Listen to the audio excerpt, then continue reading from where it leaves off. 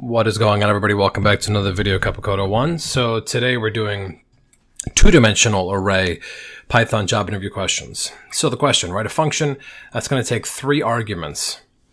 And in those three arguments, one of the arguments can be multiples, but at least three. First, one of the arguments is going to be bombs. What we have here, we're going to list the bomb locations. This will be very similar to those who know the game Minesweeper. We're going to take rows and columns. So this is what it's going to look like, Minesweeper. Here we have two bomb locations. This is going to be a row and a column. Row and a column is that. And then we have our matrix, if you will, a 3x4 matrix. So we have our two bomb locations and our 3x4 matrix. Now the bomb at row index 0, first bomb, this one. I just want to give you its location. It's a 0, 0. So row 0, column 0. Bomb at row index 0, column index 1 is the second bomb. That's right here. 3 rows, 3 columns. That's what this translates to. And just so we can, you know me, I'm a visual guy. Let me just bring out the tablet real quick to give you an idea of what it is we're talking about. So we just had 0. Our first bomb was 0, 0, and our second bomb was 0, 1. So if we have this,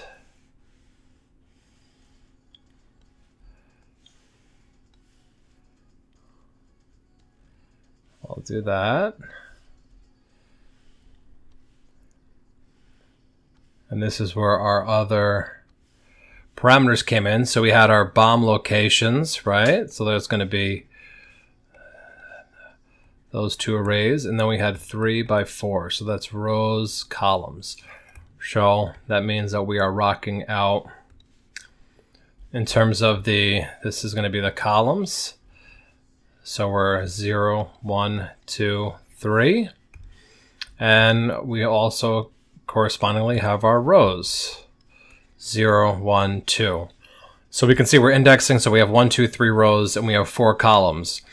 Now, just like we did with some of our other previous Python exercises, we're creating a matrix, if you will. We're creating like a grid I want you to think of.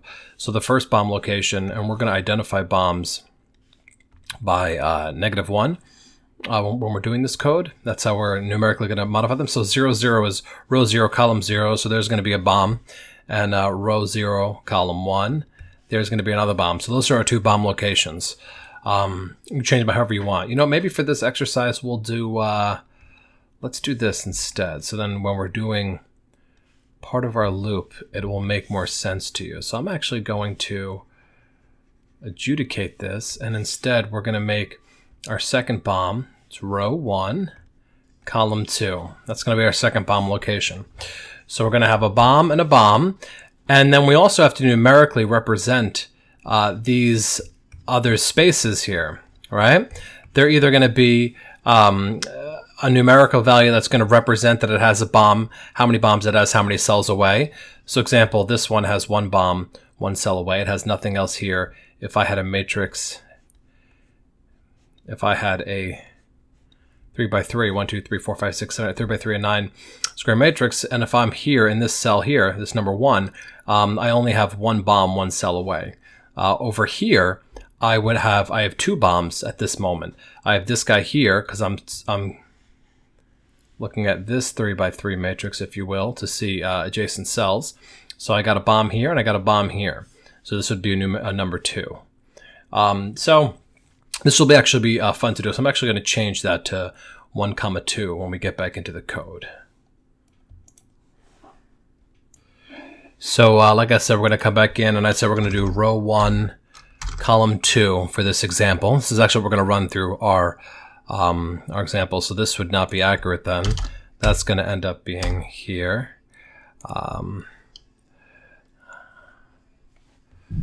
Whoops, that will not be accurate. So we're actually going to take this out for now. So we're still going to return a 3x4 array. That's appropriate because that's how we defined it here. So let's make a little more space. And let's start this bad boy. I'm going to move the tablet for now, but we will be coming back to it momentarily because there's some good examples that we can utilize it for.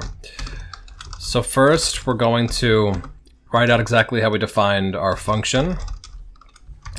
And I said we're taking 3 arguments, right? So we're going to be taking bombs. And that's going to be that first argument that we're putting through. Then we're also calling in our number of rows. And we're calling in, you guessed it, number of columns. We're going to close off that function. So we have at least 3 arguments. But in the bomb argument, we can have more than one row-column combination. So first we want to create a proportionally sized array filled with just zeros. So we know we have, in our example, we want a 3x4 array, and we want it to be filled with zeros first off. So we're just going to call it field. That's going to be our variable that we're going to create. And it's going to be a list. And we're going to do 0, because that's what we want to fill it in for I, whoops a daisy, 0 for I in what? In range of one of the arguments that we have, our number of columns, right? And then so we want to put a 0 for every I number of columns. Right now columns is 4, so we want to have 0, 0 in all of the columns. But then we also have to do that accordingly for, there's only one bracket at that point. For what? For j in range, realize what we're going to do now here?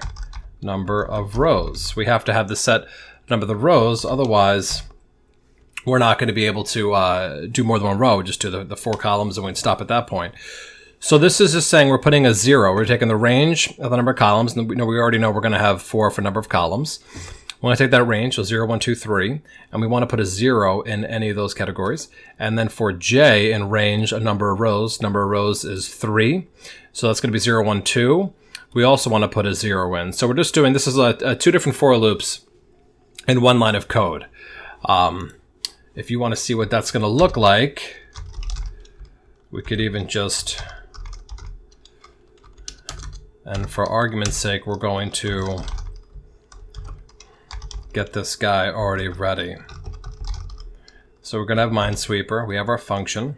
Oh, I forgot an E, my mistake. And then within that function, we're putting in a list, and then we're doing a list of lists in the beginning. So I said we were going to do 0, 0 for our first bomb, correct? And then in our second bomb, we are doing 1, 2 for row column. Closing off that, closing off the first argument, comma, and we said we want a 3x4 matrix, right? So let's run this and see what we get. So now, perfect. So we have, this is our, it's known as a list of lists here. If you want to print it more like a NumPy array, that's a different story. But we do have a 3x4, 3 rows rather. 1, 2, 3 with 4 columns, and they're all filled with zeros.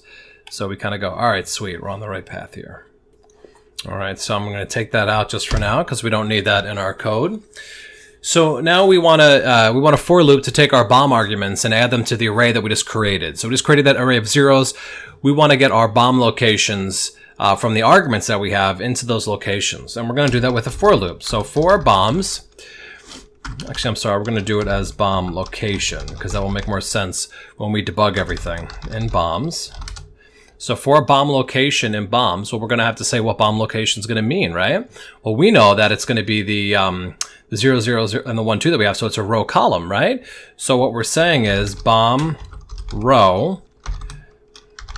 This is kind of the orientation that we have our arrays in at the moment. So we have our bomb row and our bomb column, and what does that equal? The bomb location. So now we're starting to get the format in place to what we needed. Now we want to update the field to show that the cell is a bomb, right? So how are we going to do that? Very simply, we're going to call field. And what are we going to do in field? We're going to change some of its positions. And we're going to do that simply by bomb row. That's going to be our first index position. And then, you guessed it, bomb column. And what do we want it to be? And we said we're going to make it -1. -1 is going to be a location of a bomb within this 3x4 array that we created. So just so you could see it, let's go back to field. We're going to print the field. So now we have our BOM locations. We said they were at 0, 0, 1, 2. So row 0, column 0, that's correct. And row 1, column 2, 0, 1, 2, that's correct. So now we have negative 1s where we wanted our BOMs within our array. All right, so let's get rid of this. All right, so we're making good progress at this point. Now we want a way to select, we need a way to select all the surrounding cells. And I'm going to do this in a particular way with the idea of debugging in mind, because if I wasn't debugging, I would do this slightly differently. But I want to do it this way because I want you to be able to see exactly what it is that I'm going to be messing with. So we're going to call this first one row range. And what is row range going to equal? Well, it's going to be the range of the BOM row minus 1. And you're going to see why we're doing this in a second. BOM row, and then we're going to add plus 2. Now this was so we could have a distance of 3 of the matrix that we were doing. If you recall on this picture here, when we were doing our imaginary matrix, we want to take whatever location our row range is at that moment. We want to create a whatever row, whatever cell we're at that point. We want to be able to do a for loop that's going to go through the rows and the columns to check the numerical value of that cell. And this is how we're going to do it in a way where we can easily debug it. So we're going to do the same thing for column range, and that's going to simply just be the range of what? Column, same thing, minus 1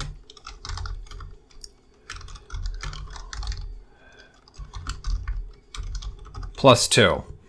So that, I'm looking at that, I'm like, why is that? I like to have spaces in between my numbers. It just makes it, for me, visually easier to read. So now we have always selected our surrounding cells, the surrounding cells from the position that we're currently at that moment in time. So now we're going to do a for loop in the for loop. So now we're already in our primary for BOM location and BOMs loop. And within that loop, we are going to now for I in what? Well, we want to first go through row range, right? We're going to go through our rows first. And I'm just, again, for the sake of debugging, current I equals I, so we can see it. I just want to create a variable so that we can see this. Now another loop inside of a loop. J is going to be tied to the column range. And same thing, I want to be able to see what that current J is going to be. Sorry. Just so we can see it as we're debugging. That's the only reason I have those in. Now, what we're doing is, as we do this for loop, so it's going to be for I and I, so for row 0, then we're going to have to iterate the for the columns, 0, 0, 0, 1, 0, 2, 0, 3, and then after we exit this column here, then it's going to go back to the original for loop and do row 1. And then inside that row 1 iteration, we're going to do column 0, so 1, 0, 1, 1, 1, 2, 1, 3. So we're iterating over the cells in a top to bottom, right to left fashion. And then, well, what the hell are we going to do in those cells? And again, this, when we debug it, or I'm going to write this out on the tab because it'll make more sense for you. What we want to do is, we have I, all right? So first we're looking at I, and we're also going to be looking at J. So what do I want to know? I want to know if I is less than the number of rows. Not only that, but I also want to know if I is greater than or equal to what? 0 in this case. It's going to make more sense now as we debug everything. So now this just says I, when it does this if loop, if I is greater than or equal to 0 and it's less than the number of rows. So we have our first conditional statement there. And it's going to get really fun. We have to do the same thing for who? Well, for the columns. And the columns are represented by J. And then they have to be less than the number of columns. So this is all we're we don't have to do. Yeah, that's going to be fine. I closed it off. Go away. And 0.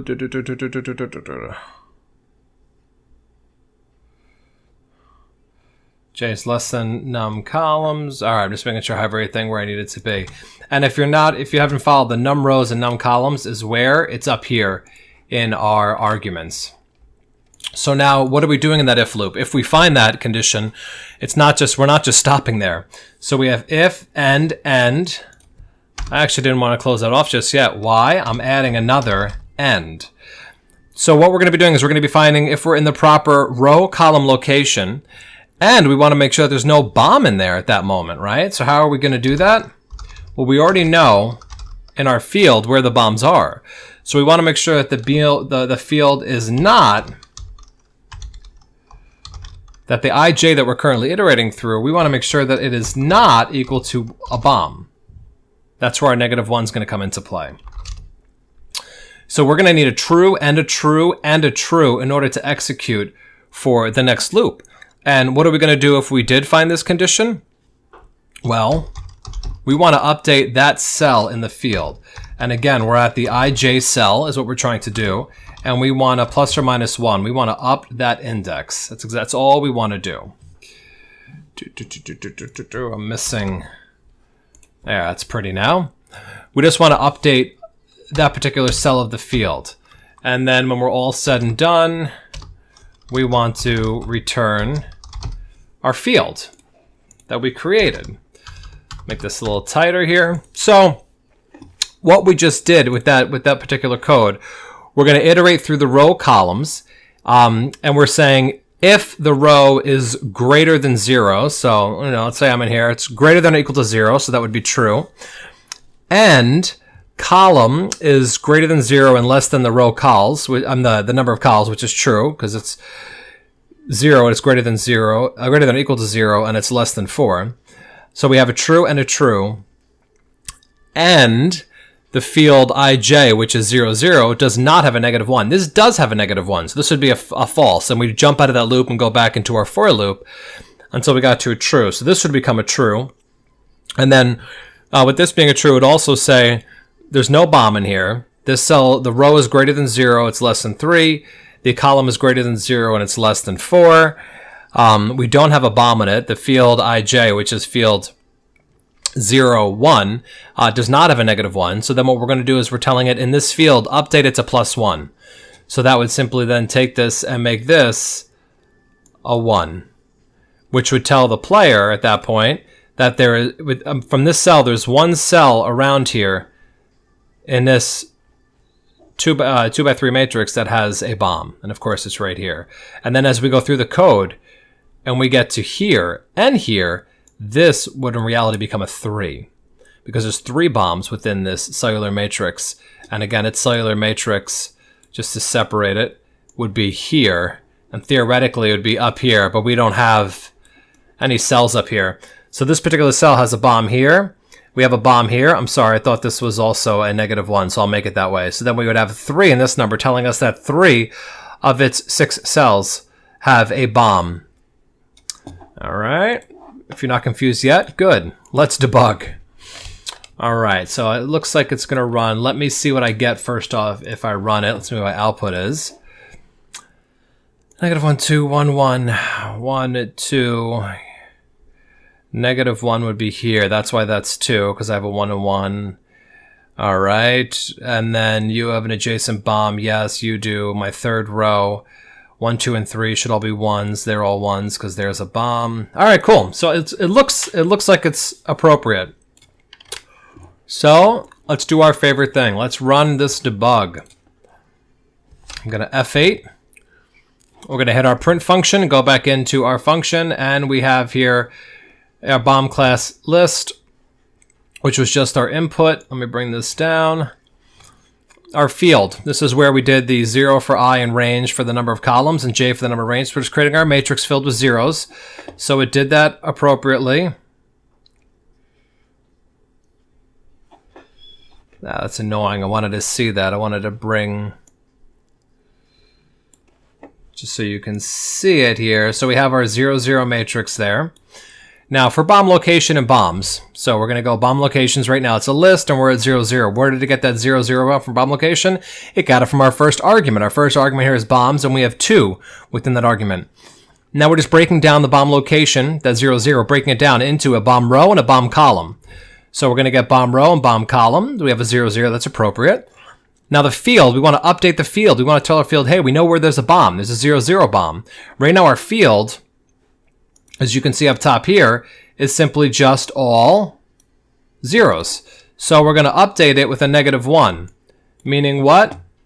Again, we're telling our field now, where there's a bomb, make it a -1. And you're going to say, well, it didn't do it for 1, 2. Well, no, because we haven't gone through that bomb location yet. We're still going through the code. For bomb location and bombs. That's true, that's true, that's true. We're still within this for loop. When we jump out of the for loop, then it will go and look for another bomb location. So now we're just going to create row range. And I just want to quickly say, before I even go through this, I have for I in row range. This row range could be taken out and you could put this code in there and it's the same thing. I pulled it out of that for loop because I wanted to actually see the variable produced in memory so that I have something I can visually track as I'm running the code. So row range is simply the range from the bomb row -1 to the bomb row +2. So we have a row range -1, 2. And then we have our column range -1, 2. Totally, that's appropriate because we're 0, 0 at this point. 0 minus 1 is -1, and 0 plus 2 is 2 for both of our row and our columns. Now I'm just going to quickly jump over here for a second to show you what this is going to be. So we just did a range. What did we get? We got -1, 2, so that's appropriate. So -1, 2, I just want to run this to show you what the output's going to be. Let me bring this over so you can see the output. Actually, no, I can keep it like this, and I can... I didn't mean to do that. Let me bring it up to a float window. So we have a 0 and a 1. Why? Well, because I'm printing out the I for the range of -1 to 2. We're only getting 2 values within that. So what happens if we make this a 3 for I in range 0, 1, 2, 3? We're still getting a 1, 2. If we made this a 0, and that's not proper, so I had to make this bigger because we were getting the wrong answer. So if we were 0, we'll go back where we were. What was it originally? Let me move you for a second. -1, 2, -1, 2. So if we run this, we should get a -1. Because, okay, perfect. So we have a -1, and then we're going 2 numbers. Index is 0, -1. So we have -1, 0, 1. That's for the I in range of 1, 2. If we increase this to, say, 5, we're going to get the -1. It's still going to count up to 4, which is going to be 5 numbers of the range, 1, 2, 3, 4, 5. And conversely, if we did it to -3, then we would have 3, 2, 1. So this is why we're not having a problem with calling cells that are outside of our actual matrix. Because it's not going to, these negative numbers are going to just simply equate to less than 0. So it's not going to be an issue. All right, so back to the code. So F8ing through for I in row range. And I just want to show you what that I is. That's why I have that current I equals and current I. That current I in the row range is -1. Why? Well, row range, the first I is going to be -1. That's appropriate. For J, what do you think you're going to get? You should get the same -1. So we have -1, -1. So now as we go through this piece of code here, this is exactly what we're going to be looking at. We're going to have -1. I'm going to do it one time on here, and then you can do it for the future times if you like. So let's clear this out.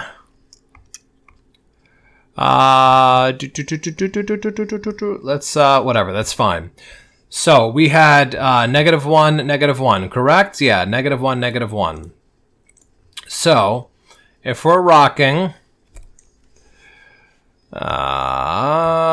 OCD, so we have I is -1 and J is -1. All right, so this is our row and our column piece that we're playing with. So if you follow this with the code, what are we saying? We're saying if 0 is less than or equal to -1, and -1 is less than the number of rows, which was 3. Well, that's true. Is -1 greater than or equal to... No, so this is a false. So right there, that code's going to cut out. So we can see what's going to happen is we're going to run right down into the J. And when we try to run through this loop here, it's not going to go. So I'm going to F8 through there, and we're going to go back up. Why don't we go to I? Because we're still in the first row. We still have 3 more values in the range to go through. So now J is going to turn into 0. Why? Again, because we were at -1 to 2. So it's going to go 0, and then after that, I guarantee you it's going to go 1. And then we'll go to the next row. So now we are -1, 0. Let's see what's going to happen. So if we're hanging out here at -1, 0, so let's do it. We'll just for fun. All right. So now we have an I is -1 and J is 0. So is -1 greater than or equal to 0. No, I'm still at a false now. It doesn't even matter what j is in either of these examples yet. In our for loop, we're still getting a false, so we're not able to proceed within our code. So I'm going to be pulled out of that loop. Now go back into j, and now j is going to be a 1. So now I'm negative 1, 1. This is the last cell of the first row. So now we're negative 1, 1, and you should know the answer to this. I'm not even going to change the damn color, because now if I'm I negative 1 and j 1, we did not matter what j is yet, because we have not even gotten a true statement yet on our I, because our I was, in this case, it was 3, the number of rows. So we have not even gotten a true on this. In order to get a true, our I has to at least be 0. And we haven't even gotten a 0 I yet. So let's see what's going to happen. And it should go, FA through this, back up to 4i in row. It jumped here and it saw that there were no more in the range for column range. So it went to the I range, which is appropriate. So we're going to FA through there, and the current I is going to change to 0. That's appropriate because we go negative 1, 0, then 1. And that's going to be our two values starting from the negative 1. So now we're at 0. We have to F8 to change our column. That's going to be negative 1. All right? So appropriate. So now what's going to happen, and you probably might have guessed it, now we're 0, 1. So we're going to, let's clear this layer. So now we have our I is 0, our j is 1. No, wait, 0, negative 1. I was going to say, I think that's wrong. Negative 1. So now our I, this is just how we're going through the code. So now we're at 0, has to be greater than or equal to 0, and it has to be less than 3. So I have a true. But then I have end, negative 1, greater than or equal to 0, I'm at a false right there. So I'm already jumping out of that code. So until j gets to a 0, I can't even go any further, right? So what you're going to see, it better jump out of this. Good. Now we're talking. Now we have an I of 0 and a j of 0. So let's see what we get within this code.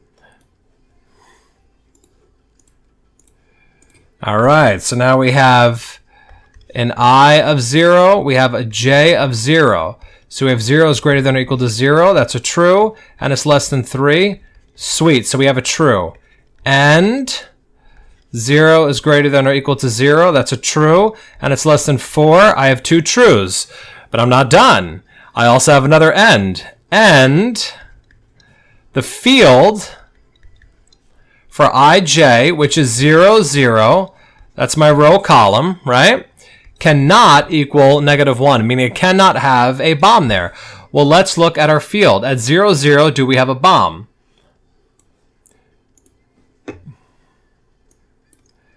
So if we go to 0, 0, do we have a bomb? Row 0, first row, column 0, negative 1, son of a b, we got a bomb. So what just happened to our code? What you should have somewhat presumed, which is now we have a false. So true and false equals false. So we're jumping out of that code. We're not able to come back into that code. So now we got to jump out. F8. Now we're going to be at 0, 1. And just for before we even get there, let's quickly look at our field and look at 0, 1. Row 0, column 1. It's a 0. So we do not have a bomb in that location, right? Awesome. So let's see what this should do for the math. So we have a 0, 1. All right, bring this like this. Let's clear out the level. All right, so now we have I is 0 and j equals 1. I'm anal retentive. I'm going to make sure it's right. All right, good. So we're right, 0 and 1. So we saw before that we have, 0 is greater than or equal to 0. That's true. And it's less than 3. So I have a true for my first. And 1 is greater than or equal to 0. That's true. And it's less than 4. Sweet. And the field at 0, 1 does not equal a bomb. I got a true. So now I got true, true, true. So then, oh, looks like boobs. So then we can go to the next line of code. And that next line of code that we're going to have is going to say we're going to take our field at, where do you think? Location 0, 1, that's my I and my J, and I want to do plus equals 1. So what's going to happen now in my row of rows, I'm going to have a bomb, and then this should be a 1. Right now it's a 0, but it should update to a 1. And then it should go all the way back and then run that code again. So let's see how we're doing. F8. Now, good, we got to line 30. That's our field, IJ equals. And then you can, I'm going to see if I can make it like this so we can watch. Here we have -1. This 0 should turn to a 1 on the next execution. And the bastard jumped on us. -1, 1. There we go. So we have our 1. So now we know that in this cell, the represented cell of row 0, column 1, that if you were to click this cell was exposed, it's going to say a number 1, telling us that one of the adjacent cells, we're not calculating above, obviously, because we're row 0, has a bomb. All right, so that was successful. Now, I'm not going to keep going through this for each location. I just wanted to do that for observation for your own self. But now that you're going to see, we went through range -1, 0, 1 for column. As we're done, so now it's got to go to row number 2, which is index of 1. So when I FA through there, it's going to change now. Now it's going to start going through this row. We're going through that row at this point now. So let's go and start going through. 1, -1, 1, -1, 1, 0. Up. So far we can see based on that we're getting executing codes that we were able to adjudicate, and we got another 1 on our list. So I'm just going to go through all of this. Now you can see bomb location. It went through all of the rest of the arrays.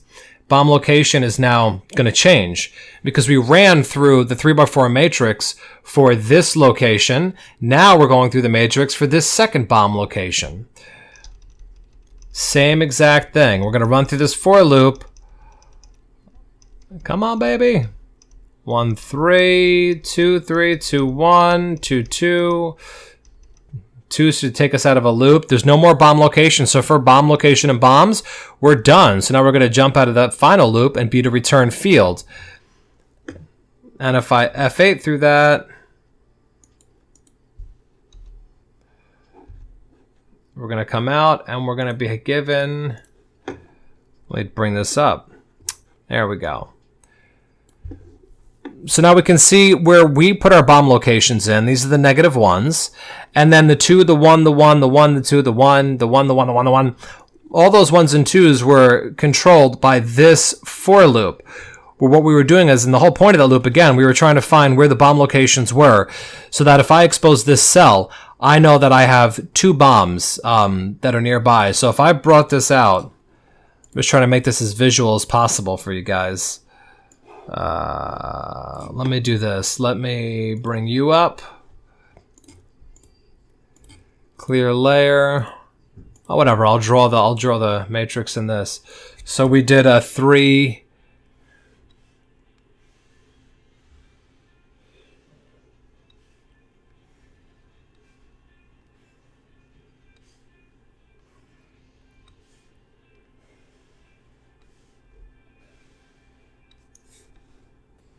All right, so we have this, and of course, I'm not going to draw it, but you know we have our rows, and I'll just do this.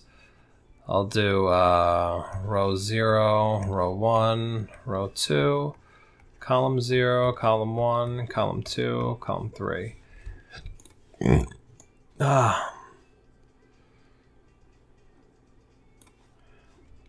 It's nice and bright. So now what I want to do is, let me get rid of this guy. We are -1, 2, 1, 1. -1, 2, 1, 1.